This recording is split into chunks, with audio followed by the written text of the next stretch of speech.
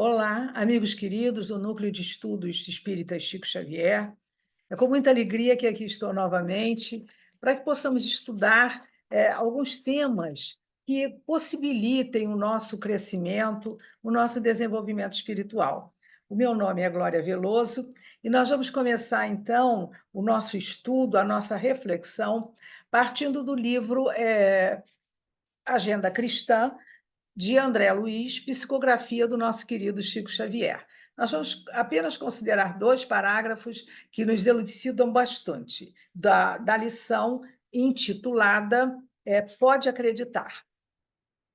Sua capacidade de orientar disciplinará muita gente, melhorando personalidades. Contudo, se você não se disciplinar, a lei o defrontará com o mesmo rigor com que ela se utiliza de você para aprimorar os outros. Você conhecerá perfeitamente as lições para o caminho e passará, ante os olhos mortais do mundo, à galeria de heróis e dos santos. Mas, se não praticar os bons ensinamentos que conhece perante as leis divinas, recomeçará sempre o seu trabalho e cada vez mais dificilmente. Então, com esse alerta de que não adianta só a gente falar, só a gente discutir, só a gente esclarecer, mas é principal que a gente pratique aquilo em que a gente acredita, aquilo que a gente prega, não é? Porque o exemplo arrasta. Então, é esse exemplo que nós espíritas temos que dar através de uma conduta reta, de uma conduta disciplinada, de uma conduta cristã, basicamente cristã. Então, nesse momento, nós elevamos o nosso pensamento ao Pai de Misericórdia, a Jesus, nosso Mestre, nosso grande modelo, para que nos envolva, nos ampare, nos guarde nesse momento, para que possamos refletir com muita clareza sobre esses assuntos tão importantes para a nossa vida espiritual. Graças a Deus. Então, amigos, hoje eu escolhi assim, um tema, o Ivaí deixou o tema livre para eu escolher, então eu escolhi um tema que é muito importante para nós e que normalmente nós colocamos assim de lado como um tema um pouco esquecido. E nós vamos começar com um episódio da vida de Jesus. Então, nós sabemos que Jesus ensinou o tempo todo através das parábolas. Ele contava aquelas histórias que tinham um fundamento moral importante e a nós cabia decodificar todo o ensinamento oculto ali naquela história que ele colocava durante as suas pregações. Mas hoje nós vamos falar sobre um acontecimento da vida de Jesus, um pretenso milagre, porque nós sabemos que os milagres não existem. E todos os milagres que Jesus praticou durante a sua caminhada, eles foram, através do Espiritismo, muito bem esclarecidos, explicados e justificados, não é? Então, nós vamos lembrar um fato da vida de Jesus, que se refere à cura dos 10 leprosos.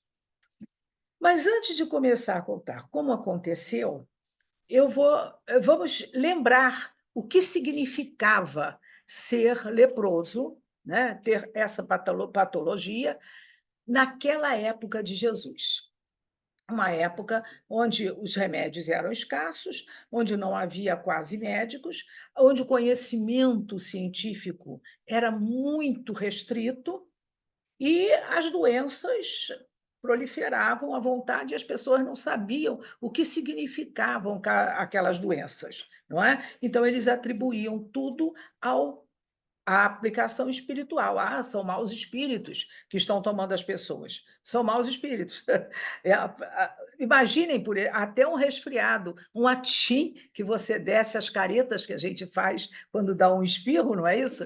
Então soava-se aos demais como sendo a atuação de um espírito ruim, um espírito mau que estivesse com as pessoas, dada a superstição da época. E Jesus veio realmente para esclarecer, para desmistificar tudo isso que havia. Mas então, o que era a lepra? Então, a lepra, nós sabemos hoje, ela é uma doença que é que ataca realmente a pele, ataca os nervos, não é isso?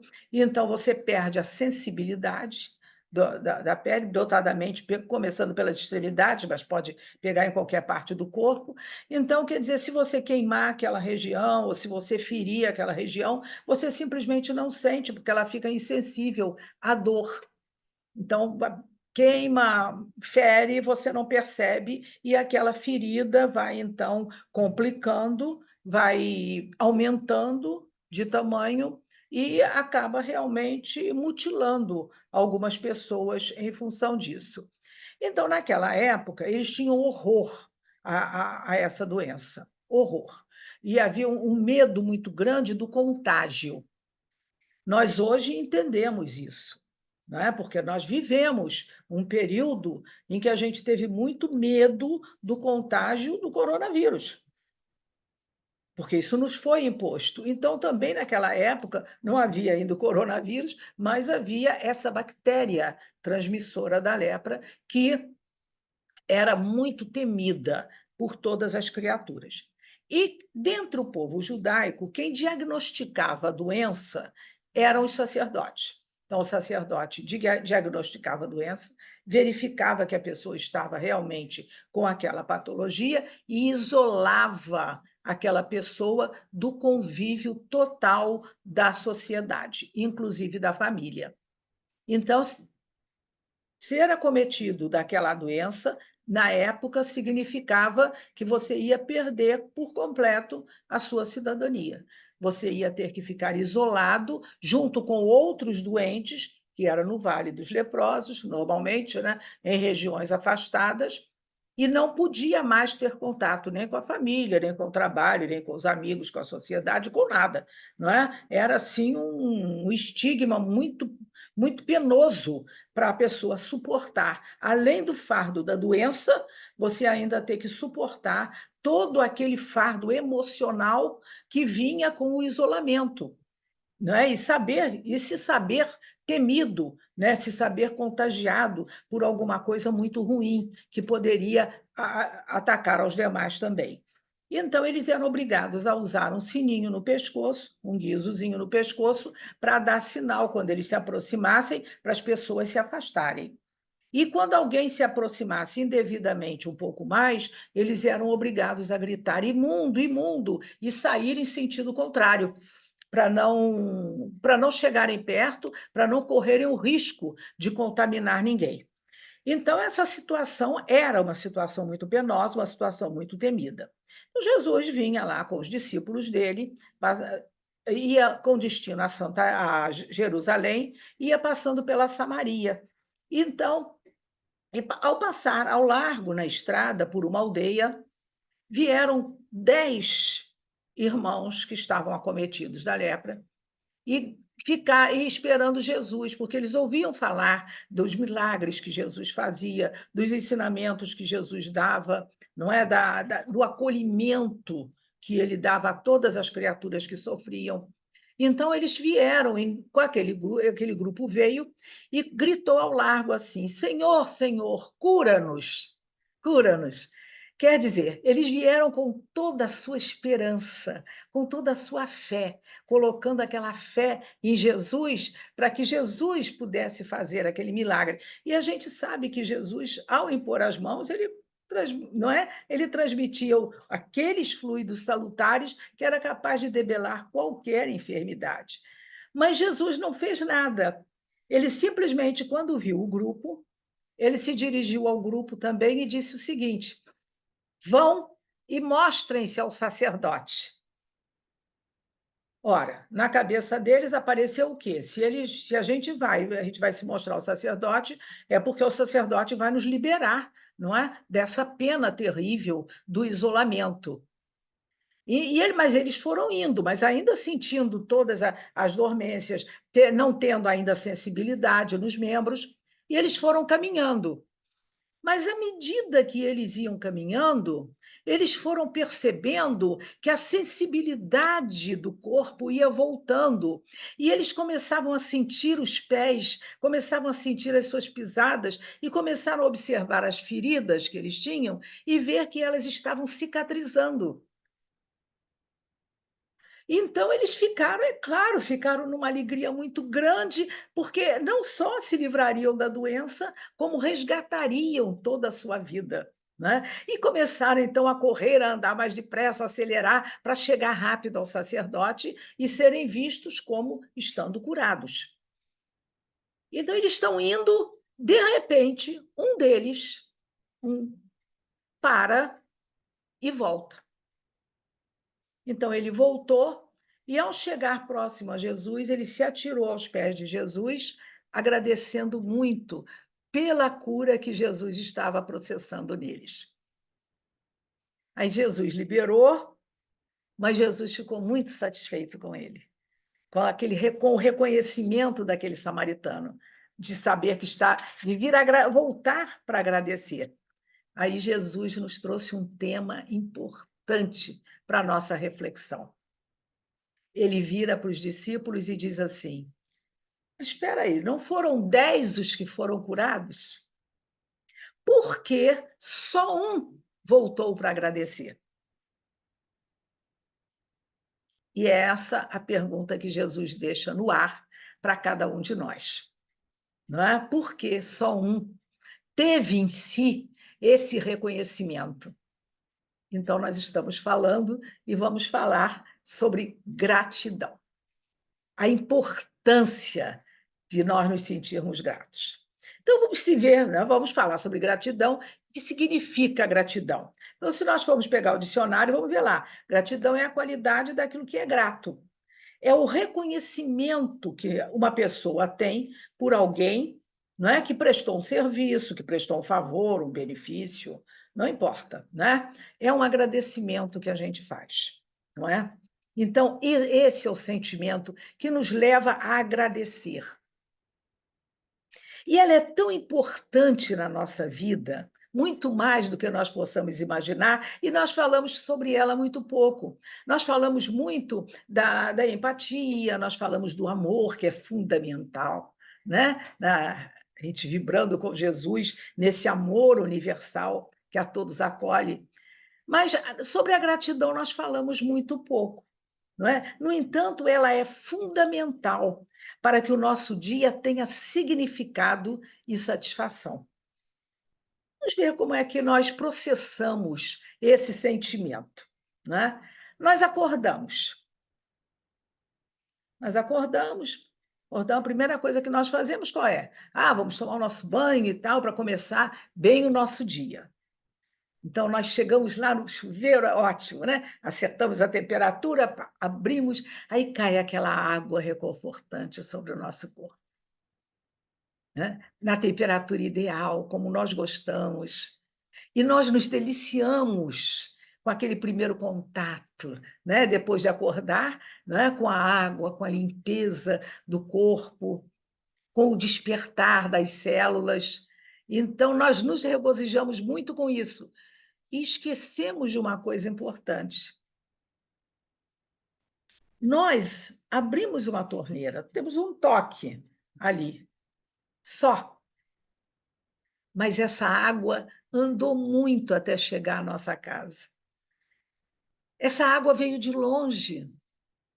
Essa água sofreu transformações desde o momento em que ela foi colhida lá no reservatório principal, lá no rio, que ela foi colhida. Ela sofreu transformações para ficar purificada, para poder chegar até nós e não nos trazer doença alguma. Andou quilômetros dentro de canos para poder chegar até a nossa casa. E para nós foi só um toque, aquilo fica imperceptível. Não precisa agradecer.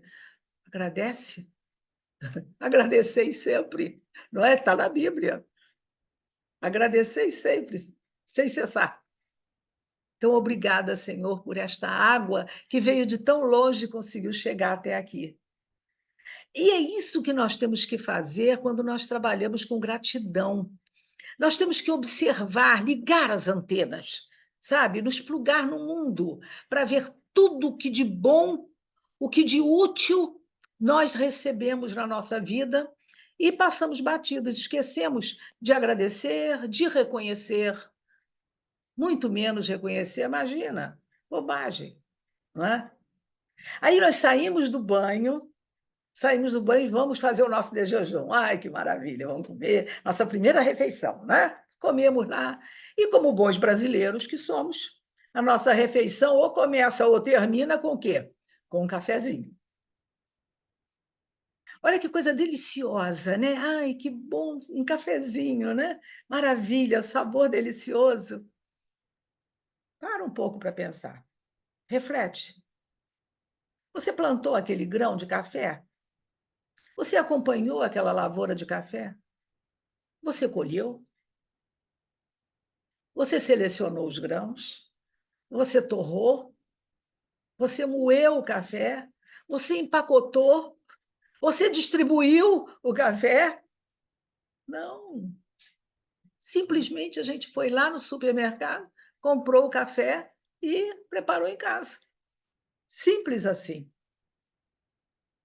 E toda uma cadeia produtiva contribuiu para que nós estivéssemos tomando, naquele momento, um simples cafezinho. Obrigada, Senhor, por esse cafezinho. Obrigada a todas as pessoas que contribuíram. Aí alguém diz assim para mim: Ué, e daí?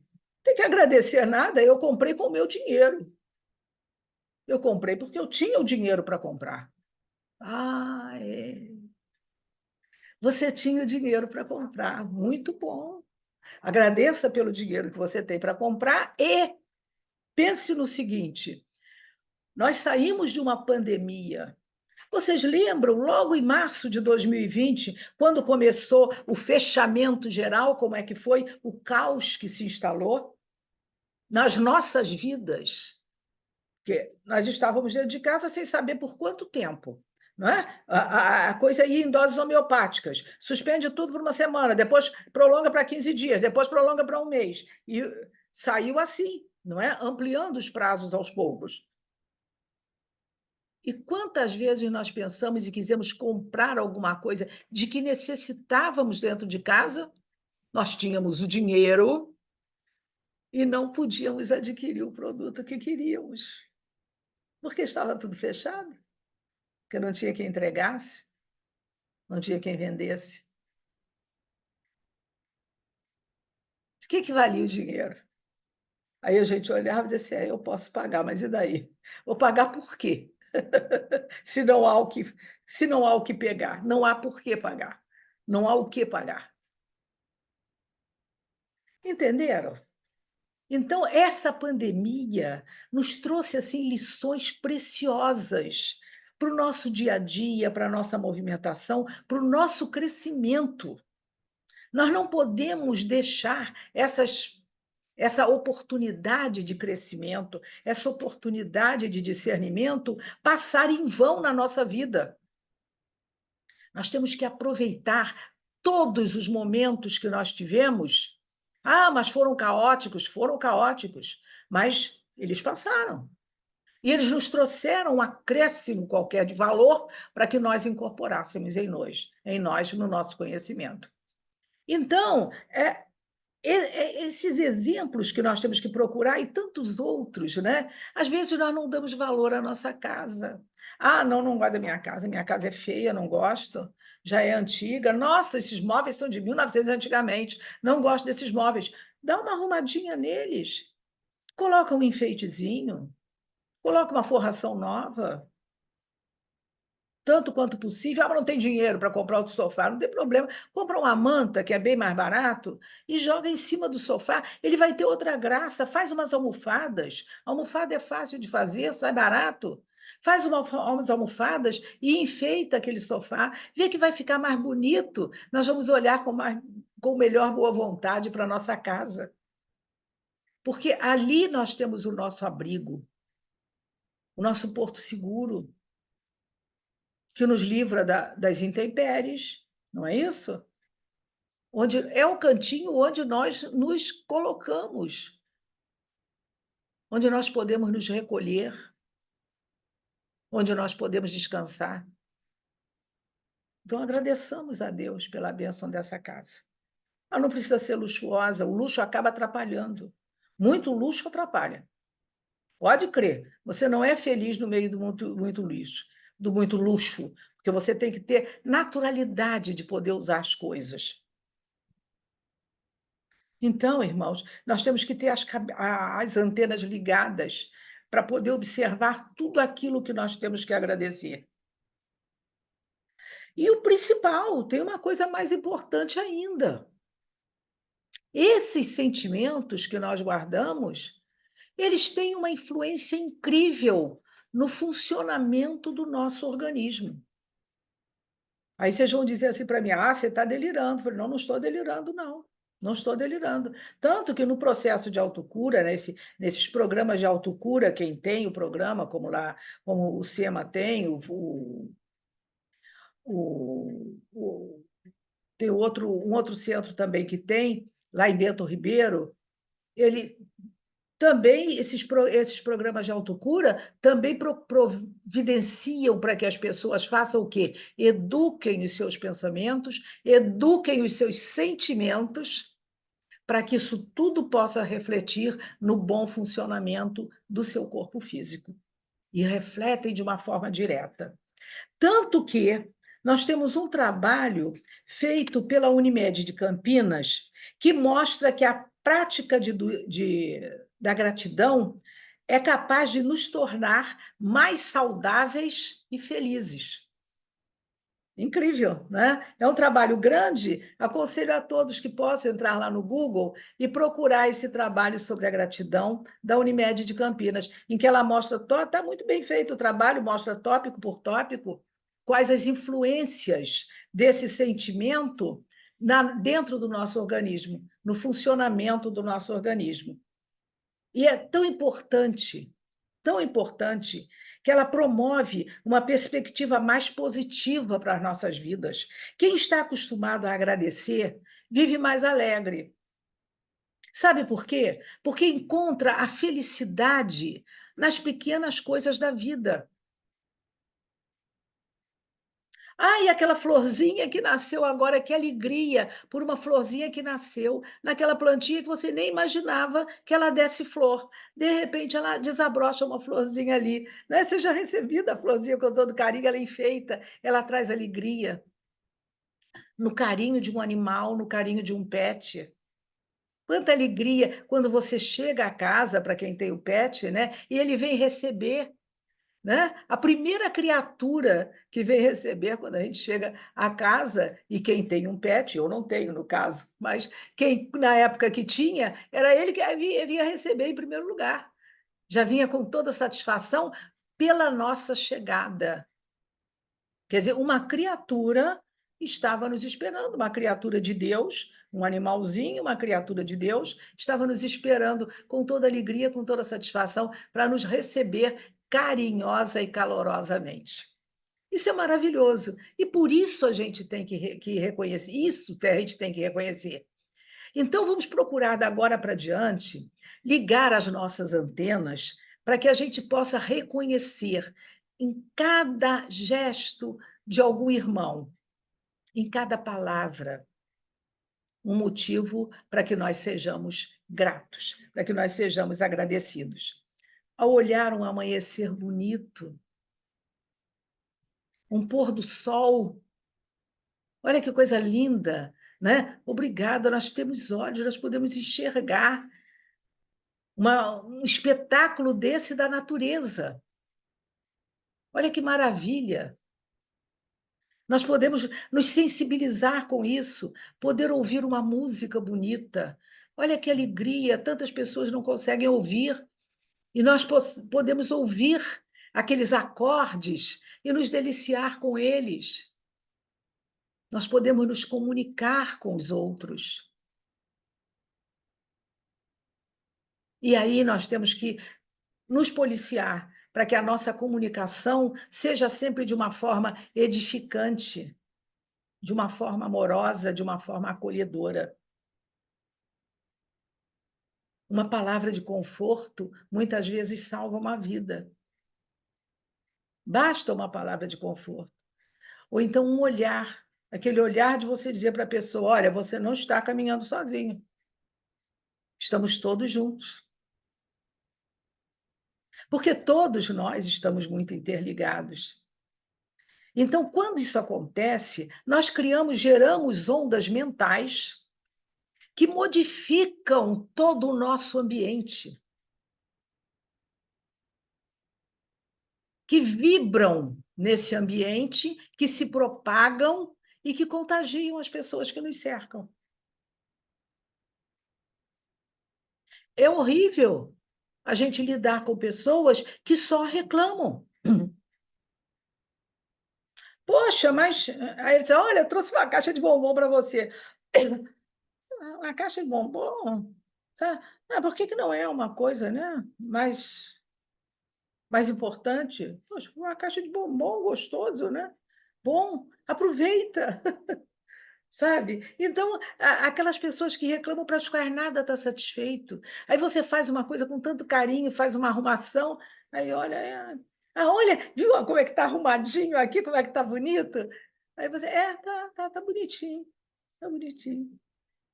Sabe, com aquele jeito de desagrado. Poxa, procura ver o trabalho, o carinho que aquela pessoa colocou ali para agradar você, e você ignora isso. Para manter um ambiente limpo para você, e você ignora isso.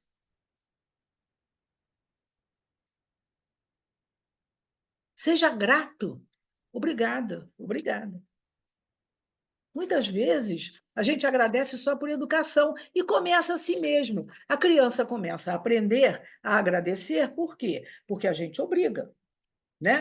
Se aconteceu alguma coisa, olha, agradece, agradece que você recebeu, agradece, e a gente vai lá, né? Muito obrigado, muito obrigada, com licença, ensinando os bons hábitos. Então, esses hábitos de educação, eles valem como um começo para que mais tarde a gente vá ampliando e transforme essas emoçõezinhas, isso que era mecânico, a gente transforme num sentimento sincero, que seja capaz de vibrar o nosso coração, o nosso interior e o ambiente em que nós estamos.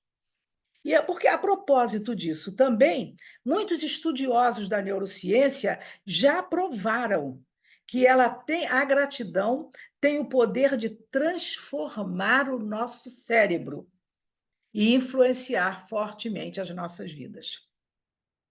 Então, vamos tentar, mesmo sem acreditar. A pessoa, não acredito nisso, isso é balela. Não acredito. Experimenta, experimenta, muda a sua sintonia. Começa aprendendo a agradecer mais, a olhar tudo o que de bom você recebe. Nossa, é mesmo, olha, que Deus abençoe a vacina da gripe. Olha, não fiquei gripada esse ano. Sabe, veio frio, veio calor, entrou ar refrigerado, sai de ar refrigerado, entrou um inverno mais rigoroso e eu não senti nada. Olha que delícia, que maravilha. Agradeço pelo remédio que eu tenho que tomar. Como é que a gente toma remédio? Isso também nos programas de autocura, lá do Leon Denis, do SEMA também, isso é explicado. Toma remédio de qualquer jeito, não. Vai pegar o comprimido? Obrigada, Senhor, que esse comprimido realmente sirva para renovar as minhas células, me trazendo bem-estar, me trazendo alívio nas minhas dores. Com essa água abençoada, né, pelos mentores divinos, que coloquem também aqui o remédio, o medicamento que está faltando. E aí bebe aquilo. O remédio faz outro efeito. É melhor do que você repetir, puxa, mas essa porcaria desse comprimido, caro para burro, dificuldade para encontrar, não havia em toda a farmácia, e a esse preço, nossa, tem que economizar muito esse comprimido. Olha a sintonia, como é que é diferente, como é que se soa, não é? Como é que isso soa tão contrastante dentro das nossas células. Então, vamos ajudar esse processo. Vamos mudar o nosso modo de pensar. Vamos encontrar a parte boa e bonita em tudo aquilo que nos acontece. Vamos agradecer pela existência dos amigos. Amigos são coisas maravilhosas. Às vezes, os amigos chegam primeiro do que a família, porque os parentes às vezes estão longe e numa hora de aperto, os amigos, os vizinhos vêm e resolvem aquela situação, aquele aperto que as pessoas estão passando. Quando a família chega, aí já está tudo encaminhado. Então, fazer amigos é muito bom, cumprimentando a todos, espalhando essa alegria também. E a gente agradece quando vê uma pessoa também espalhando essa alegria para todos nós, porque nós podemos também absorver. É uma troca constante em que nós vivemos. Se eu aprendo a agradecer, se eu aprendo a manifestar a alegria dentro de mim, eu contagio todo o meu ambiente, contagio as outras pessoas e recebo delas também os sentimentos bons que elas têm e eu ainda não consegui desenvolver. Entenderam como é que funciona? É tudo a troca. E agora nós vemos assim, agora mais recentemente, essa catástrofe que aconteceu no Rio Grande do Sul. Todos nós acompanhamos, né? Todos nós nos envolvemos, porque a dor deles é a nossa dor. Nós sim sofremos junto com eles, não é? Todos nós nos mobilizamos para ajudar, cada um da sua maneira. Quem pôde ajudar mais materialmente ajudou, quem pôde ajudar menos ajudou menos, mas todos auxiliaram. Nem que tivesse sido com aquele pensamento bom, com aquela oração que a gente fez pedindo a Deus que protegesse, amparasse, guardasse aqueles irmãos. E vejam bem, nas entrevistas que fizeram com as pessoas que estavam desalojadas, naquela situação muito triste em que perderam tudo. Perderam a sua moradia, perderam seus bens, estavam com a roupa do corpo. Preservaram apenas a vida física, não é? Não, talvez não tenham nem como reconstruir a sua vida naquele chão, porque vão ter que mudar de lugar, porque talvez ali não seja mais possível construir nada. Então, esses irmãos tiveram assim, uma mudança radical em suas vidas e muito brusca.